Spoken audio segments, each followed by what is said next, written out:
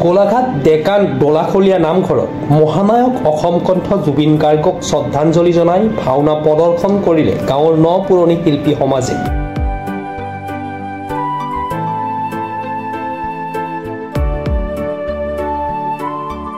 উল্লেখযোগ্য যে প্ৰতি বছৰে পালন কৰি অহাৰ দৰে মহাপুৰুষ শ্ৰীমন্ত শংকৰদেৱ গুৰুজনাৰ অনুপম সৃষ্টি ভাওনা প্ৰদৰ্শন কৰি আহিছে ডেকা দলাকখৰীয়া গাঁওবাসী ৰাইজে।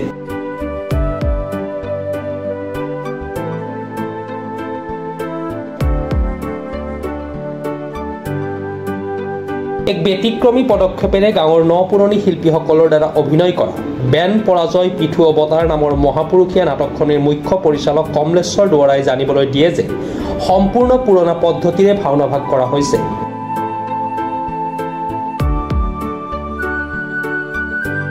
লগতে তেখেতে কয় যে পুৰণিক বাদ দি নতুনত্বই কেতিয়াও পৰম্পৰা ৰক্ষা কৰিব নোৱাৰে আৰু সাম্প্ৰতিক সময়ত নতুনত্বকো এৰাই চলিব নোৱাৰি বুলি মত পোষণ কৰে।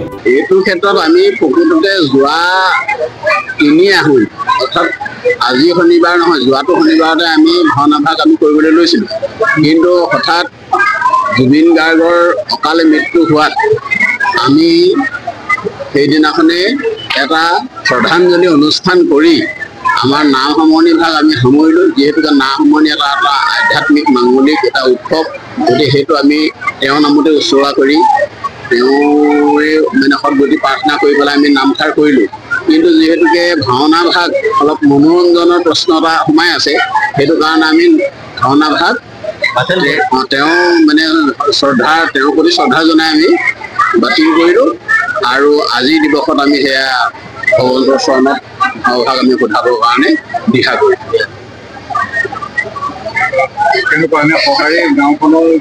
ৰাইজৰ সঁহাৰি এইবাৰ খুব ভাল আৰু পুৰণা পদ্ধতিত যিহেতুকে আমি ভাও কৰিবলৈ লৈছোঁ, গতিকে চাবৰ কাৰণে মানে সকলো বিৰাট উদ্গ্ৰীৱ হৈ আছে আৰু এয়া দেখা গৈছে যথেষ্ট ৰাইজ আহি সমাগম হৈছে ভাওনা ভাও উপভোগ কৰিবৰ কাৰণে। আমি ইয়াত নথৈ প্ৰতি আনন্দ হৈছোঁ। গোলাঘাটৰ পৰা Jayanta Kumar Gogoi report, Pratah Time digital.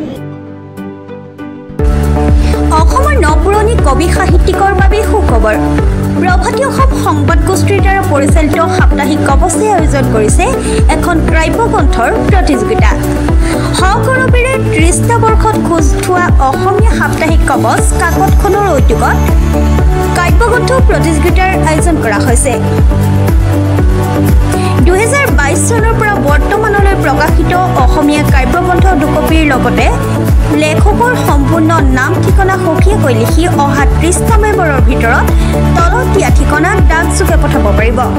আমাৰ ঠিকনা সাপ্তাহিক কবচ, প্ৰভাতী অসম সংবাদ গোষ্ঠী, বিজয়নগৰ ডাকঘৰৰ সমীপত, কলিতা মাৰ্কেট, ৩য় মহলা, জিলা কামৰূপ অসম ৭৮১১২২।